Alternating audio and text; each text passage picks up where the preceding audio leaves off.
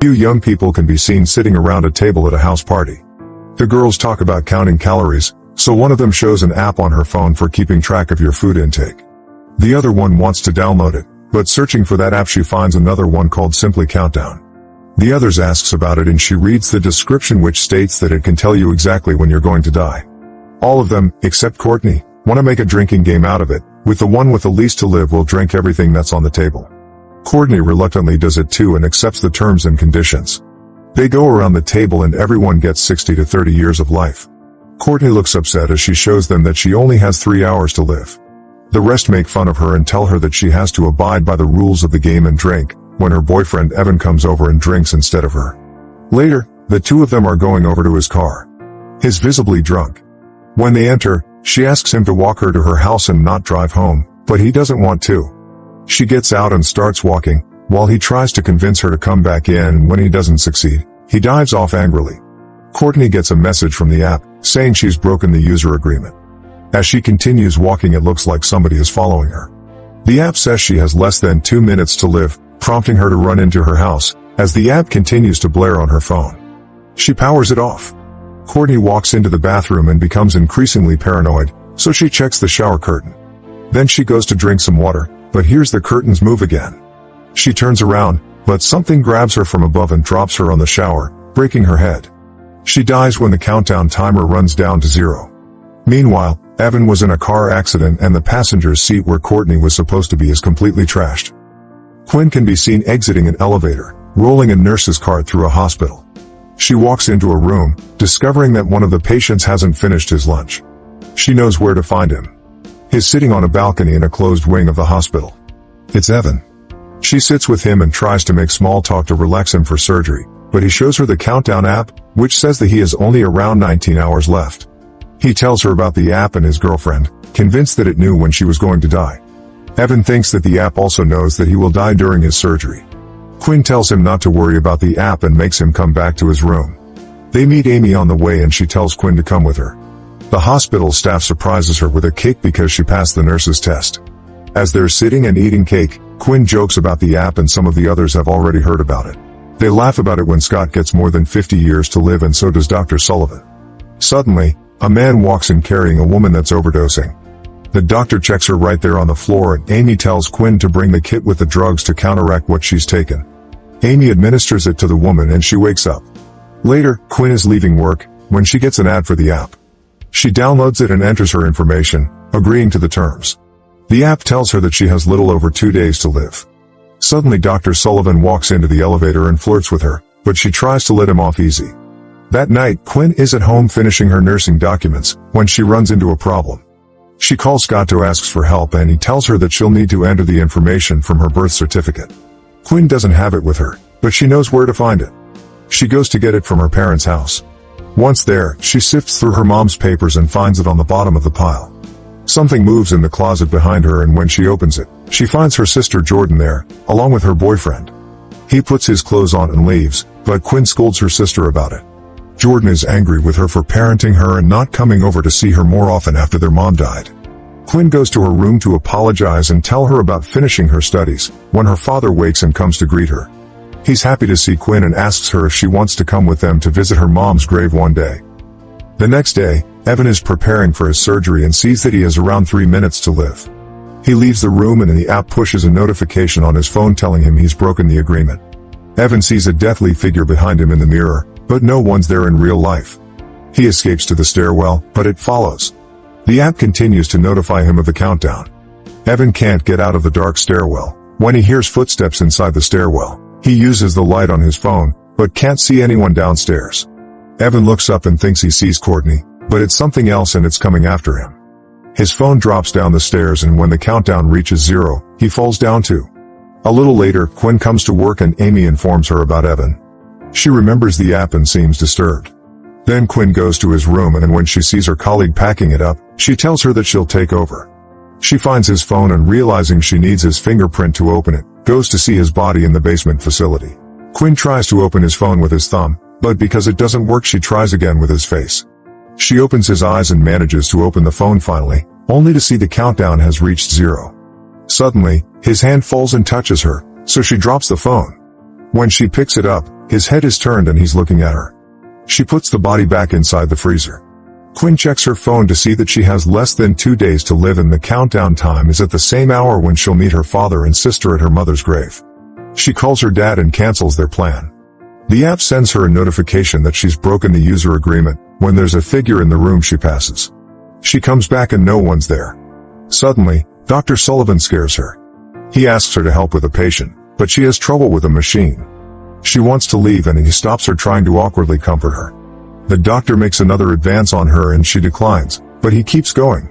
When she pushes him off, he pseudo-apologizes, so she goes to find Nurse Amy and tell her about what's happened. Before she can say anything, the doctor calls for Amy and she doesn't get to tell her. The app flashes another notification. That night, Quinn tries to delete the app, but can't, so she searches for it online and finds information about Courtney. She watches a video from a girl ranting about the app, saying that she's seeing things, like her dead cousin. Suddenly, the girl says her time is up, then she sees something, screams and drops her phone.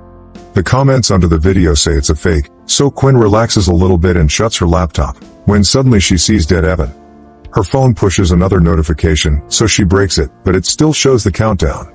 Quinn gets in her car and falls asleep there. Jordan wakes her up in the morning.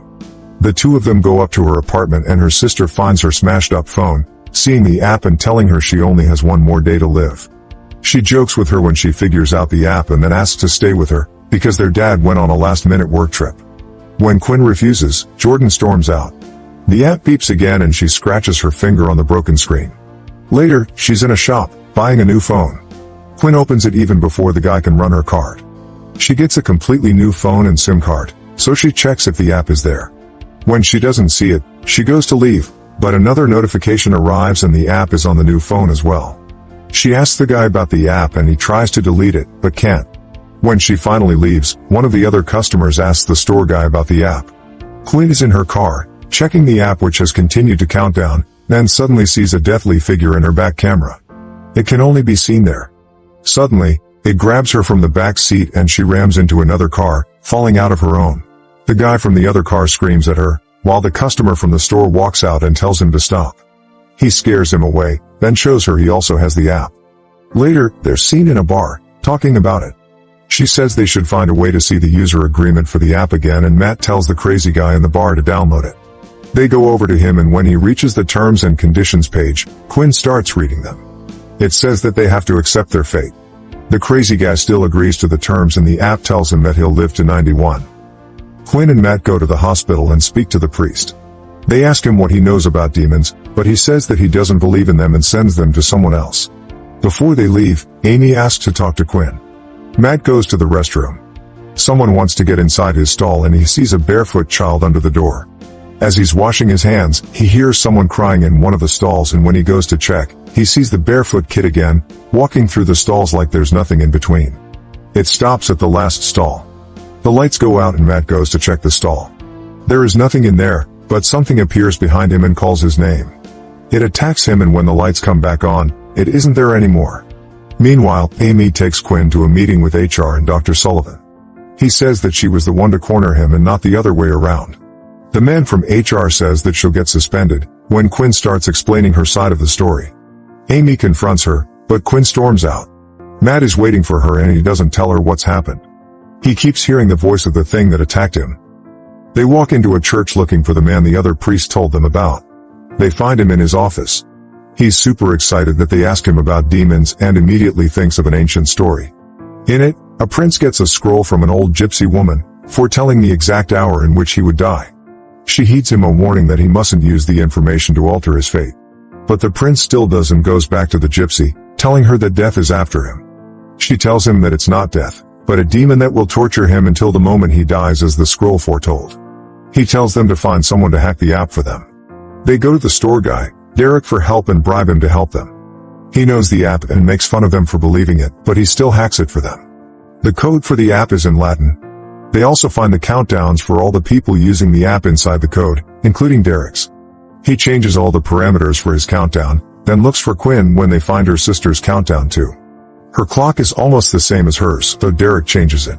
Jordan sees the change on her phone, but the woman who's watching her takes her phone. Matt and Quinn thank Derek for changing their countdowns as he's driving away. Then Quinn asks Matt to stay with her that night. They are getting ready for bed and even leave the lights on because they're still sacred. Matt tells her a story about his dead brother and she tells him about her mom. They were both bad to them before they died. The two of them are sleeping in the bed when the lights go out. Quinn hears something in front of the room and tries to wake Matt up, but the demon is the one in bed with her. When the real Matt takes off her covers, the demon disappears. The app still goes back to their original countdown. Quinn remembers her sister's countdown. Meanwhile, Jordan hears her phone ring in the old woman's room and goes to get it. She sees that her countdown has changed when something appears in front of her room. Jordan goes to check it out and the lights go out again. She goes back into her room and closes the door, but when she turns around the door is open.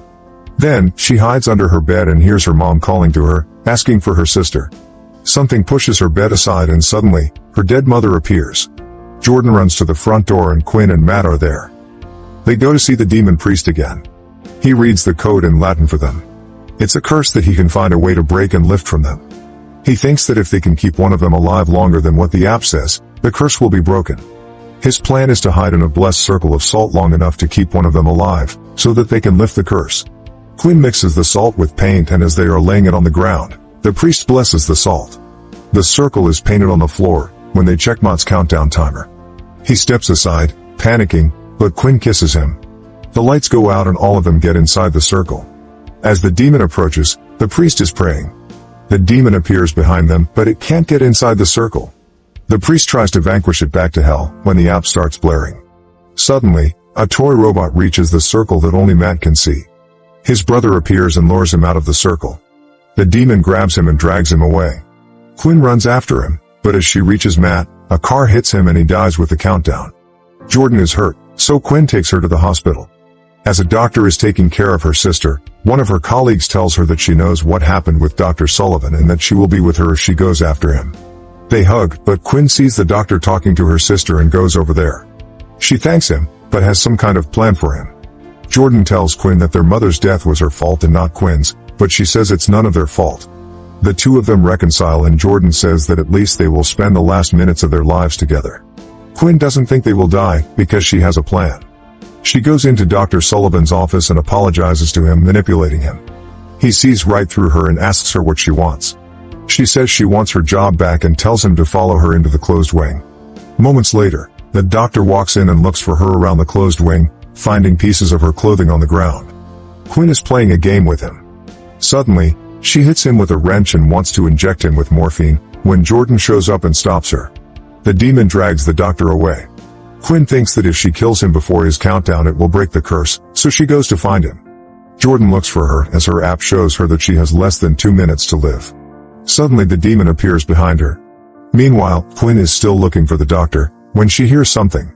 He knocks her out and gets ready to kill her, but she comes after him again. She chases him down, but the demon pushes her away and he escapes. Quinn gets another idea. Simultaneously, Jordan is being chased by the demon.